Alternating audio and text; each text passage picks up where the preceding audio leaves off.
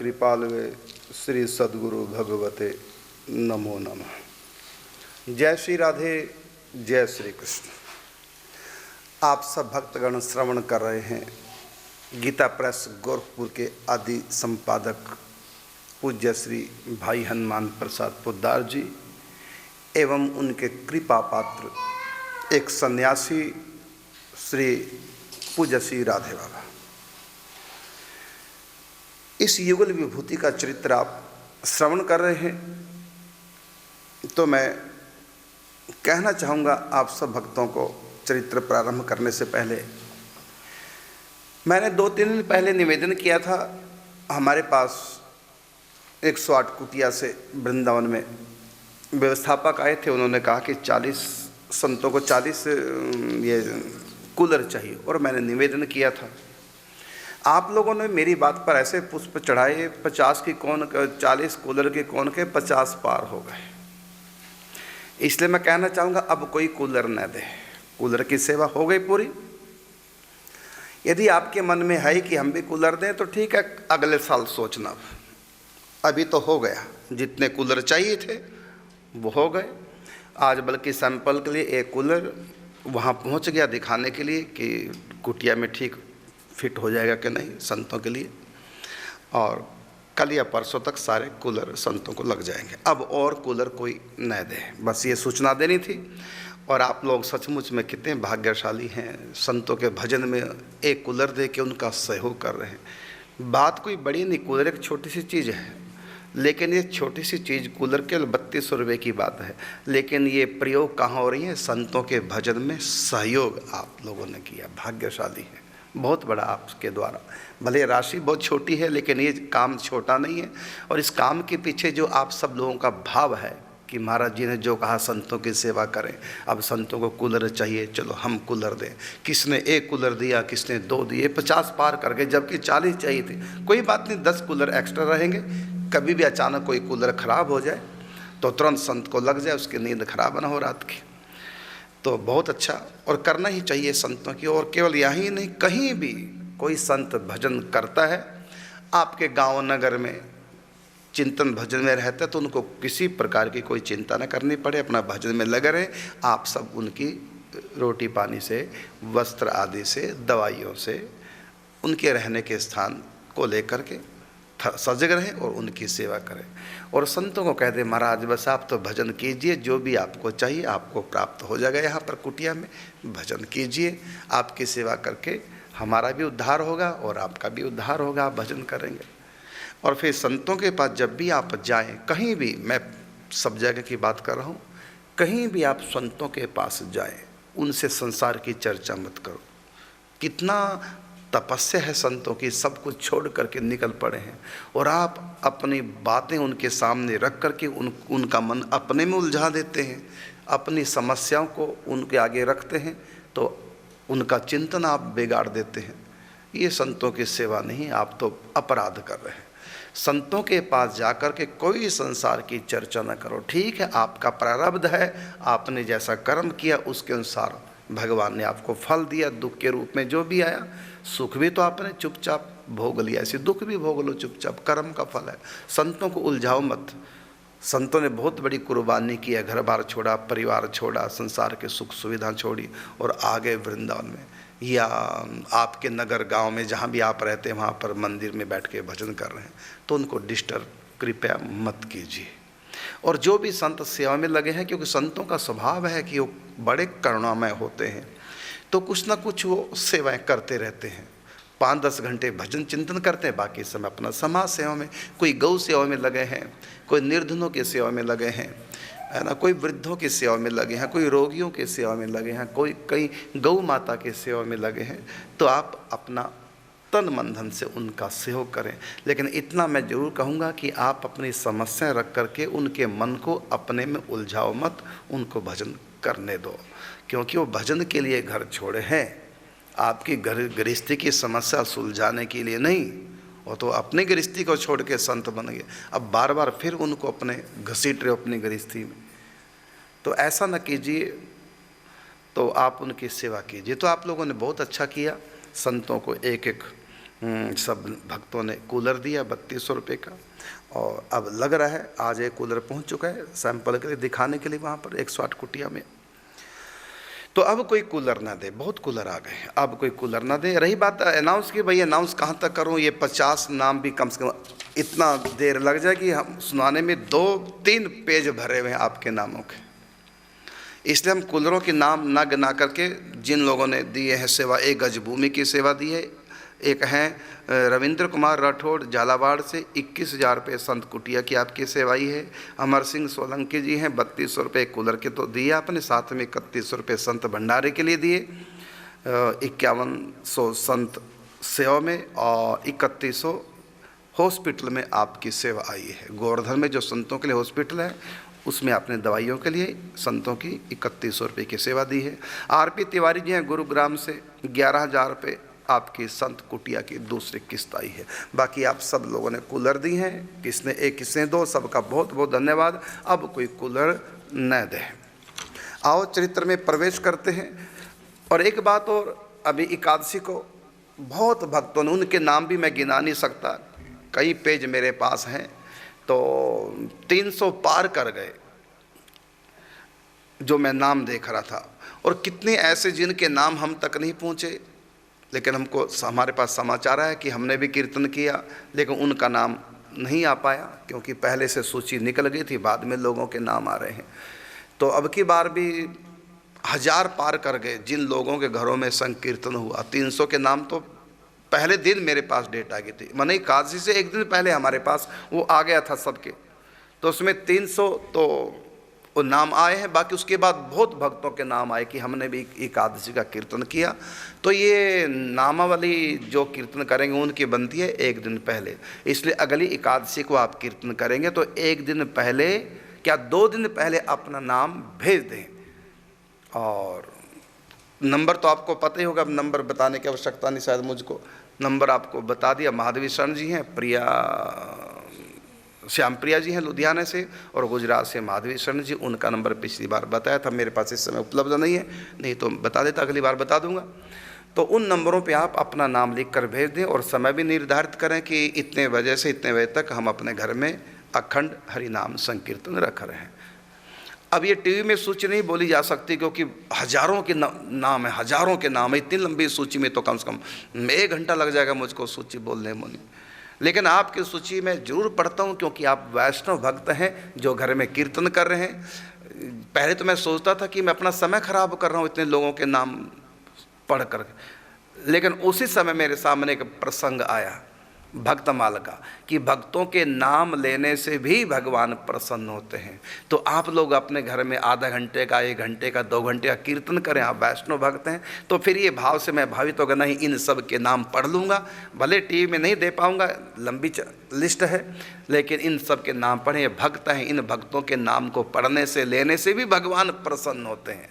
तो ये सोच करके एक बार तो मन में आया था कि अरे मैं क्या पढ़ रहा हूँ बिना बात के नाम, इससे अच्छा भगवान का नाम जप करूँ, कितना नाम जप कर लूँगा। लेकिन तुरंत आया नहीं, ये भक्तों के नाम हैं, भक्तों के नाम पढ़ने से भी भगवान प्रसन्न होते हैं। तो ऐसा भक्तमाल में लिखा हुआ है। तो फिर सबके नाम तो मैं पढ़ लेता हूँ, एक एक बार सबके नाम पर मेरी दृष्टि चली जाती है। और टीवी में अनाउंस पिछली बार तो किया था, अब की बार मैंने इसलिए नहीं किया, नाम अधिक हो चुके थे। और इधर फिर कूलरों की भी बात आ गई थी, और इधर मैं एकादशी को चला गया 108 कुटिया में संतों की सेवा में 1 दिन के लिए। आओ अब प्रवेश करते हैं। तो मैं कहना चाहूँगा आप सब लोग कीर्तन करेंगे। वैसे तो प्रतिदिन कम से कम 15 मिनट का कीर्तन सबको करना है, और प्रत्येक एकादशी को तो करना ही करना है। सभी ने, जो भी मुझको इस समय सुन रहे हैं, स्त्री है, पुरुष है, बच्चा है, जवान है, बूढ़ा है, रोगी है, कोई भी है, अकेले बैठ के करे, चलते फिरते करे, रसोई में काम करते करे, माताएं बर्तन मांजते कीर्तन करे। 15 मिनट का कीर्तन करना, बोल बोल के महामंत्र करो, युगल मंत्र करो, विजय मंत्र करो, नारायण नाम का कीर्तन करो, कृष्ण नाम का करो, राधा नाम का करो। तो इस प्रकार आप संकीर्तन करें प्रत्येक एकादशी को। वैसे तो प्रतिदिन 15 मिनट का संकीर्तन करें, नहीं तो प्रत्येक एकादशी को तो विशेष कीर्तन करें। सब लोग घर के बैठ के करें, आसपास के पड़ोस को बुला लिया, सब मिल करके करें, मंदिर में करें, सार्वजनिक स्थलों पे जाके कर सकते हैं। मंदिर में कोई ऐसी वो बिल्डिंग, वहाँ सब इकट्ठे हो जाए। और इतना भी मैं कहना चाहूँगा कि महिलाएं अलग करें और पुरुष अलग करें, कोशिश यही रहे महिला संकीर्तन मंडली अलग हो और पुरुषों की संकीर्तन मंडली अलग होनी चाहिए। क्योंकि कलयुग है, कई बातें सुनने को मिल जाती हैं, चलो खैर नहीं विस्तार करना है। तो महिलाएं अलग से करें, उसमें पुरुष ना हो, और पुरुषों की मंडली अलग हो, उसमें महिला ना हो। और फिर भी यदि दोनों इकट्ठी हो तो एक दूसरे से फालतू कोई बात ना करे, कोई परिचय ना बढ़ाए, किसी का फ़ोन नंबर ना ले, किसी से कोई मतलब ना रखे, चुपचाप जाए कीर्तन करे और चुपचाप वापस आ जाए। राग द्वेष का वातावरण ना बनाए। उसने गाया, मेरे को गाने की बारी नहीं दी है ना, मैं जब गा रही थी उसने ढोल की ठीक नहीं बजाई, मैं गा रही थी मेरे पीछे से ढंग से बात बोली नहीं कीर्तन, इस तरह की शिकायतें कई बार हो जाती है, तो मन और ख़राब हो जाता है।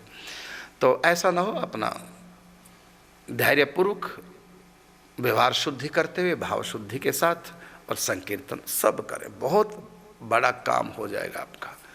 आपको नौकरी मिल गई, अच्छा कमा लिया, मकान बना लिया, अच्छी पत्नी, अच्छा पति मिल गया, बच्चे हो गए, सब कुछ लायक है, ये सब कामयाबी आप अपने जीवन की समझते हैं, लेकिन ये सारी कामयाबी मौत के समय नाकामयाबी में परिवर्तित हो जाएगी। असली कामयाबी तो है आप भजन कर रहे हैं, इसको मौत भी नहीं छीन सकेगी, और यही भजन आपका साथी बनेगा। इससे तो आगे भजन ही है साथी, हरि के भजन बिन अकेला रहेगा, अरे मन ये 2 दिन का मेला रहेगा, कायम न जग का झमेला रहेगा। आप हर समय नाम जप कीजिए, लेकिन 15 मिनट का संकीर्तन अवश्य कीजिए। नाम जप से भी ज़्यादा संकीर्तन की महिमा हमने पढ़ी, सुनी, अनुभव की, और भी महापुरुषों का अनुभव है। इसलिए आप नाम जप तो कीजिए, लेकिन नाम जप के साथ प्रतिदिन 15 मिनट का संकीर्तन अवश्य कीजिए। यदि आप प्रतिदिन 15 मिनट का संकीर्तन नहीं कर सके तो कोई बात नहीं, एकादशी को 15 मिनट का आप संकीर्तन अवश्य करेंगे। अकेले करें, सब मिल के करें। और 15 मिनट का जो संकीर्तन करेंगे उससे आप 15 मिनट के लिए ज्योति जगा दीजिए, चाहे देसी घी की हो, चाहे तेल की हो, चाहे तिल का तेल हो, ज्योति जगा दीजिए मंदिर में। और उसके बाद आप जहाँ भी कीर्तन करेंगे, अपने घर में रसोई में जाके काम करते कीर्तन कर रहे हैं, इतनी ज़ोर से कीजिए कि ज्योति तक आपकी आवाज़ पहुँचे। यदि आप पास में बैठ के कीर्तन करें, ताली बजाते, आराम से धीरे धीरे कर सकते हैं, लेकिन आप काम करते भी संकीर्तन करें। जब आप रसोई में जाके काम कर रहे होते हैं तो उस समय इतनी ज़ोर से कीर्तन करें कि जहाँ भी आपने ज्योति जगाई थी अखंड 15 मिनट के लिए कीर्तन के लिए, वहाँ तक आपकी पहुँचे बात। और कोशिश करो उस समय कापी पेन अपने साथ रख लो, यदि कोई बात करनी पड़ जाए तो लिख करके बात कर लो, लेकिन अपना नाम जब चलता टूटे ना। नहीं तो ऐसा भी कर सकते हैं, बात करते हुए आपका खंड 15 मिनट का संकीर्तन है, तो कोई बात करनी पड़ जाए तो आपके पास जो भी व्यक्ति, उसको इशारा कर दो कि मैं बात करना जा रही हूँ, तब तक आप कीर्तन करो। फिर वो गुनगुनाएगा, आप बात कर लो, जब आपकी बात पूरी हो जाए फिर उसको कहा ठीक है अब मैं शुरू। ऐसे ये अखंड का मतलब बीच में तार टूटे ना 15 मिनट के लिए। और 15 मिनट ये नहीं, जितना आप अधिक कर सके, 1 घंटा करो, 2 घंटे को, हमारे यहाँ तो 12 घंटे संकीर्तन होता है। तो जरूरी नहीं कि आप 15 मिनट ही करें, आप 20 मिनट कर सकते हैं, आधे घंटे का नियम ले सकते हैं, जितने मिनट भी आप करना चाहें। नहीं तो कोई बात नहीं, 15 मिनट तो करना ही करना है, और सब करेंगे। आज से शुरू कर दो, किसका कोई मुहूर्त नहीं, कोई समय नहीं कि अमुक दिन शुरू करना, नहीं, जब जगो तभी सवेरा। अभी आप संकीर्तन प्रारंभ कर दें, प्रतिदिन 15 मिनट, नहीं तो फिर प्रति एकादशी को आपको करना है। अब की बार भी हजारों लोगों ने संकीर्तन किया एकादशी को, और ये बढ़ता जा रहा है। ऐसी धूम मचे, पूरा हमारा देश संकीर्तनमय हो जाए, नाममय हो जाए। आप सब संकीर्तन करो और फिर नाम जाप, कर्म करते नाम जाप का अभ्यास करो। जब काम नहीं करते तो माला से करो, जब काम करो माला छोड़ के काम में लगो, लेकिन नाम जप आप करते रहो, नाम जप का अभ्यास करते। आओ अब भाई जी के चरित्र में प्रवेश करते हैं। इस समय भाई जी रत्नगढ़ में पूज्य बाबा साथ हैं और कार्यालय गीता प्रेस का साथ में है। और भाई जी की जो दिनचर्या वो मैं आज आपको बताने जा रहा हूँ कि सुबह जगने से लेकर सोने तक भाई जी की दिनचर्या क्या है। और ये साधकों के लिए बहुत ऊंची वस्तु है। आप देखिए भाई जी कितनी तपस्या कर रहे हैं, गजब। तो पहले मैं बताना चाहूँगा कि एक प्रश्न उठता है कि भाई जी को तो भगवान के दर्शन हो गए, पहले नारायण के दर्शन हुए थे, उसके बाद फिर राधा कृष्ण के दर्शन हुए, फिर लीलाओं के दर्शन हुए, फिर लीलाओं में प्रवेश हो गया, फिर महाभाव में प्रतिष्ठित हो गए, सब कुछ तो हो गया भाई जी का। बल्कि इतना कुछ होगा कि सबका इतना होता नहीं। ज़्यादातर तो संतों को स्थिति शरीर छोड़ने के बाद मिलती है। दर्शन हो जाते हैं, लीलाओं के दर्शन भी होते हैं, और कई बार थोड़ी देर के लिए लीलाओं में प्रवेश भी हो जाता है सखा या सखी भाव से। लेकिन भाई जी की ऐसी स्थिति है कि संतों की जो अक्सर होता है स्थिति, वो होती है कि दर्शन हुए, भगवान अंतर्धान, संत प्रकृतिस्थ, फिर अपनी सेवा कार्यों में लग जाते हैं। अब मृत्यु का समय आएगा और सखा सखी भाव धारण करके और वो पहुंच जाएंगे भगवान के धाम में। सिर छोड़ करके हो गया उनका सदा के लिए काम। एक बार दर्शन हो गए तो हो गया काम। लेकिन कई संत वो कहते हैं कि मरने के बाद हम जाएंगे वहाँ, लीलाओं के दर्शन, प्रेम की लीलाएं चलती हैं, हम भी उसमें अभी जीते जी दर्शन करें। फिर उनको भगवान उनका प्रेम देखकर, यद्यपि इसकी अलग से साधना है, फिर दर्शन होने लग जाते हैं लीलाओं के। लेकिन कईयों को तसल्ली नहीं होती कि लीलाओं के दर्शन तो हो रहे हैं, लेकिन हम भी सखा सखी बन के उन लीलाओं में हम भी एक पात्र बने। इसकी बहुत ऊंची साधना होती है, बहुत ऊंची साधना, और सबको त्यागना पड़ता है। और फिर वो लीलाओं में प्रवेश कर जाते हैं, और थोड़ी देर लीला में प्रवेश किया, भगवान ने कब जाओ। जैसे नरसिंह भगत महाराष्ट्र में प्रवेश किया, सखी बन करके लीला में चले गए, भगवान ने नरसिंह भगत को फिर भेज दिया, जाओ वापिस। फिर अपने शरीर में आ गए, प्रकृतिस्थ हो गए। भगवान ने कह दिया अब भक्ति का प्रचार करो, संकीर्तन का प्रचार करो, भटके लोगों को रास्ता दिखाओ और अपने प्रारब्ध को शेष करो, तो भेज दिया वापिस। ऐसा होता अक्सर संतों के साथ। फिर जब उनका सिर छूटता है तो सखा या सखी भाव से चले जाते हैं सदा के, फिर तो लीलाओं में आनंद सदा के लिए। लेकिन संत ललचाते रहते हैं, वो बोर हो जाते हैं मेले में। यद्यपि उनको लोग भगवान की तरह मानते हैं, सम्मान इतना होता है, उनकी बात पर मरने का तैयार हो जाते हैं, इतना भगवान की तरह लोग मानने लग जाते हैं। लेकिन इस सब सम्मान का संतों के ऊपर कोई असर नहीं होता, क्योंकि जिसको प्रेम का चस्का लग गया ना, प्यार का चस्का, वो सत्कार का, नमस्कार का चस्का छोड़ देता है। ये भी बहुत बड़ा, लोग प्रणाम करें, लोग नमस्कार करें, लोग जय जयकार करें, इसको यश कहते हैं। यश की कामना बहुत आगे तक तंग करती है। लेकिन जब प्यार मिलने लग जाता है, फिर ये नमस्कार, ये जय जयकार, ये सब जीरो हो जाती है, बल्कि उल्टा विष की तरह लगने लग जाती है, बोझ लगती है। क्यों नमस्कार करते हैं, क्यों जय जयकार करते हैं, अरे भजन में लगो, क्यों मेरे पीछे पड़े हो, क्यों वो सोचे कि इनसे पीछा छूटे तो मैं अपने आनंद में जाऊं, प्यार में जाऊं।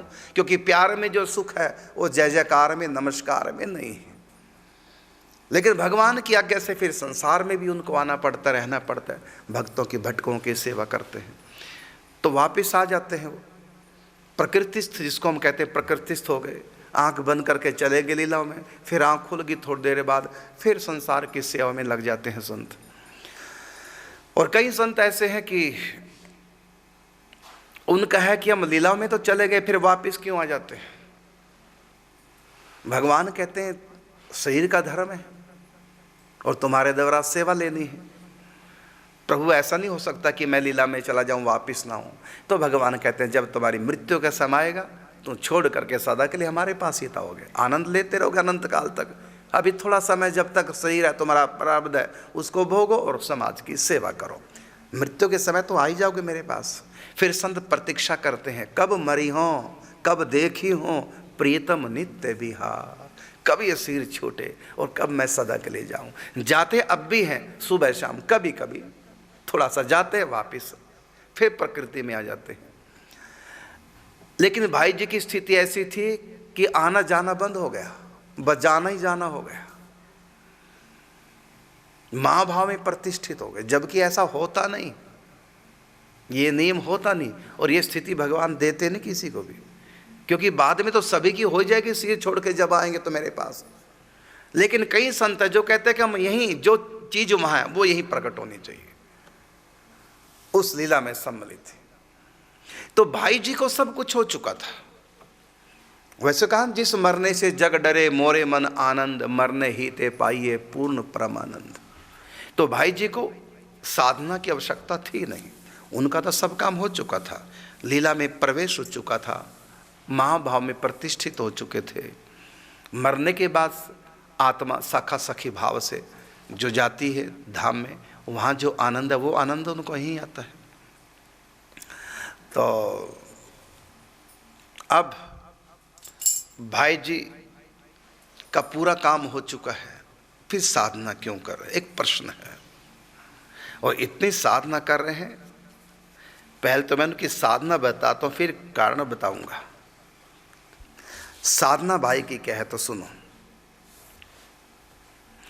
3 महीना भाई जी डालमिया दादरी रहे, सीमेंट की फैक्ट्री थी, वहीं पर भाई जी की व्यवस्था कर दी। लेकिन भाई जी को अपने अनुकूल नहीं पड़ा, फिर वहाँ से रत्नगढ़ चले गए। फिर कई वर्ष रत्नगढ़ रहे।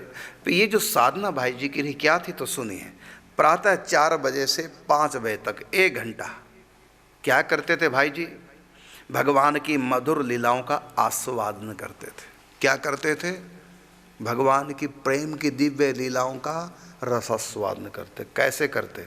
जो मैंने बताया ना, प्रातःकाल ही उठ के धार सखी को भाव, जाए मिले निज कुंज में या को यही उपाव।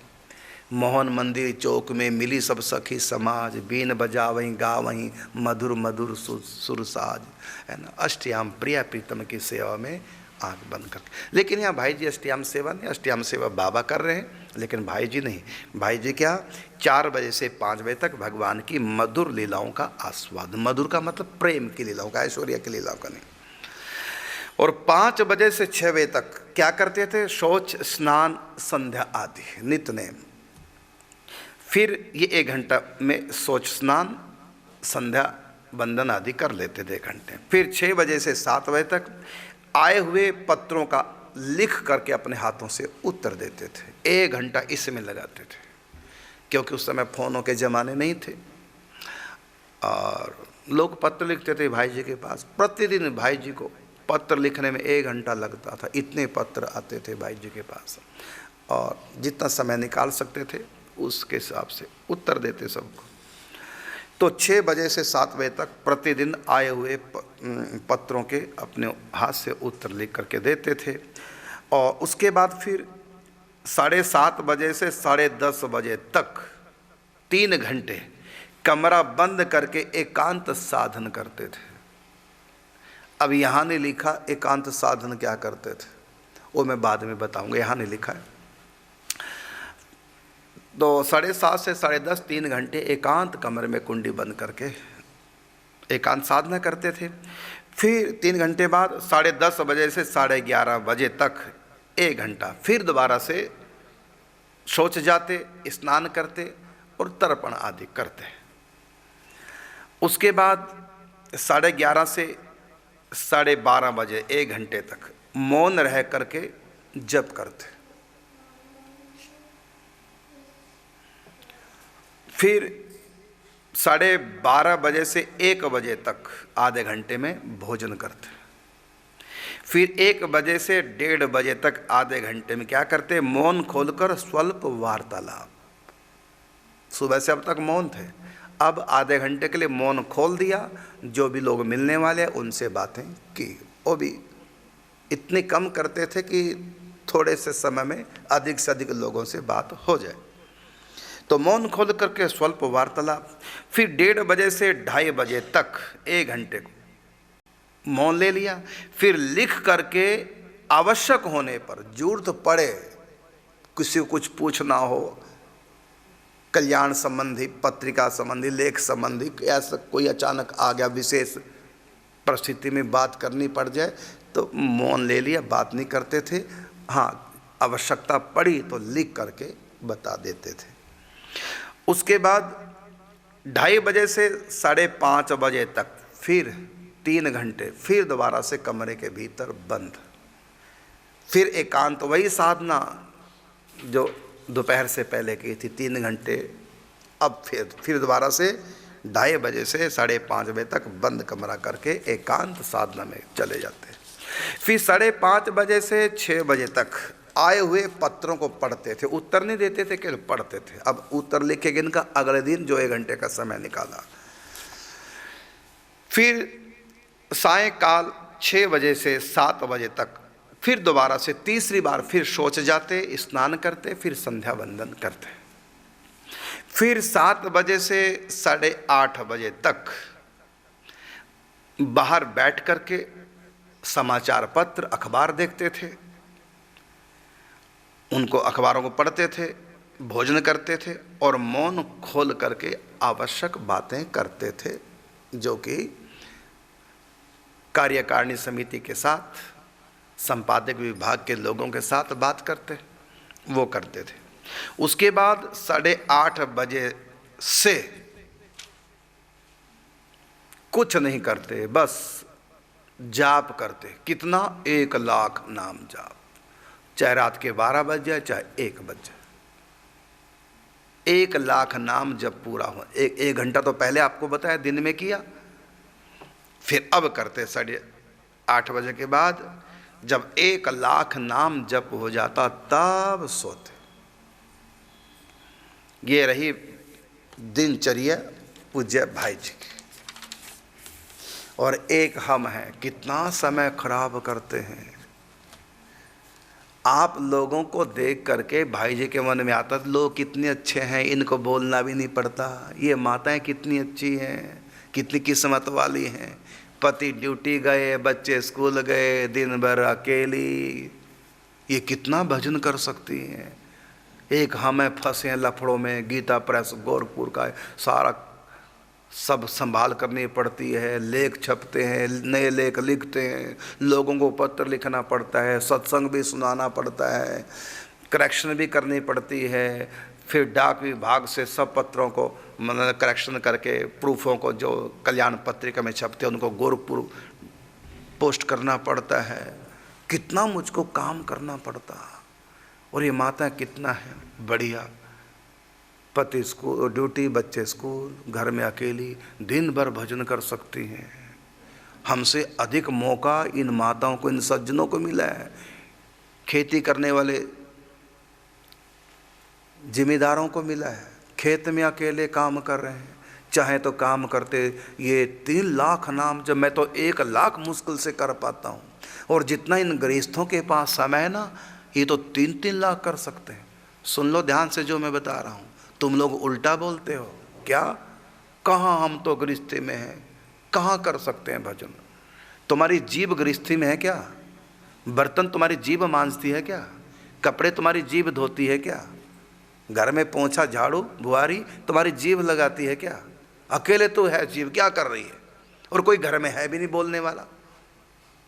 चाहो तो चुपचाप, विशेषकर सासें घर बहुत संभाल रही है, प्रेम से भजन करो ना, क्या करना बोल करके किसी से करो 3 लाख नाम जप। कौन कहता आपसे बोलो? तो सचमुच में आप लोग भाग्यशाली हैं यदि आपके पास समय तो है ही है। ये सच बात है, ये आप लोग बड़े भाग्यशाली हैं। चाहे तो आप 3-3 लाख नाम जप कर सकते हैं। भाई जी इतने बिजी हैं तो 6 घंटा तो भाई जी एकांतिक साधना करनी है। भाई जी के पास 1 लाख नाम जप करने के लिए समय नहीं था। जैसे तैसे नींद से कटौती करके 1 लाख नाम जप करते, नहीं था समय। और आप लोगों के पास शायद 3 लाख नाम जाप आप प्रतिदिन कर सकते हैं। सुबह उठते ही प्रारंभ कर दो, नाम जप करते करते सोच स्नान करो, नाम जप करते करते रसोई में आओ, झाड़ू बुआरी करो, जो भी करना आपको करो रसोई में। जीभ थोड़ी कुछ कर रही है, नाम जप चलता रहे। सब्जी में तड़का लगाओ, परोंठे बनाओ, परसो परिवार को, बोलो मत, नाम जप चलता रहे, सारे काम करो। फिर पति ड्यूटी चला गया, बच्चे स्कूल गए, अब आएंगे दोपहर बाद, अब बर्तन मांजो, नाम जप करते हुए, झाड़ू बुआरी करो, नाम जप करते, कपड़े धो, नाम जप करते। कितना जप कर सकते हो भाई? मत सोचो हम गृहस्थी में फंसे हैं, कोई नहीं फंसे, जीभ नहीं फंसी है। तो इस प्रकार भाई जी इतने अपने बिजी शेड्यूल से भी 1 लाख नाम जप के लिए समय निकाल देते थे। अब प्रश्न उठता है कि भाई जी इतना साधना क्यों करें? मिल तो गए भगवान, लीला में भी प्रवेश कर गए, सब कुछ हो गया, अब क्यों? इसका उत्तर सुनिए। इसका उत्तर है कि साधना करने की भाई जी को क्या आवश्यकता है, इसका वास्तविक उत्तर तो अंतर्यामी ही जाने पर एक संकेत मिलता है। एक बार गोरखपुर में भाई जी के कुछ प्रेमी जन उनसे आग्रह कर रहे थे कि हमको भी भगवान के दर्शन कराइए। जब आपकी भगवान से बातें होती हैं तो हमारे बारे में उनसे कहिए। तब भाई जी ने कहा कि मैं जानता हूँ जो वस्तु मुझे प्राप्त है वह आप लोगों को प्राप्त नहीं है, किंतु मैं चाहने पर भी आपको वह प्राप्त नहीं करा सकता। मेरे प्रेमी जनों का मेरे संकल्प मात्र से कल्याण हो जाए, ऐसी मैं चेष्टा करना चाहता हूँ, परंतु इस स्थिति को प्राप्त करने का साधन बड़ा ही कठिन है। उसकी भूमिका मात्र के लिए 6 महीने तो सर्वथा एकांत अज्ञातवास और अजगर वृत्ति से रहना पड़ता है। पूरे साधन में कितना समय लगे पता नहीं। तो यहाँ भाई जी ने इशारा कर दिया कि मैं किस लिए साधना करना चाहता हूँ, कि मेरे संकल्प से ही किसी को भगवत प्राप्ति हो जाए, अधिकार मिल जाए। इसकी चर्चा मैंने कल की भी थी आपको, कल या परसों। समय हो चुका, अब आपको मिलेंगे फिर कल, तब तक के लिए चाहेंगे आपसे अनुमति। जय श्री राधे, जय श्री कृष्ण।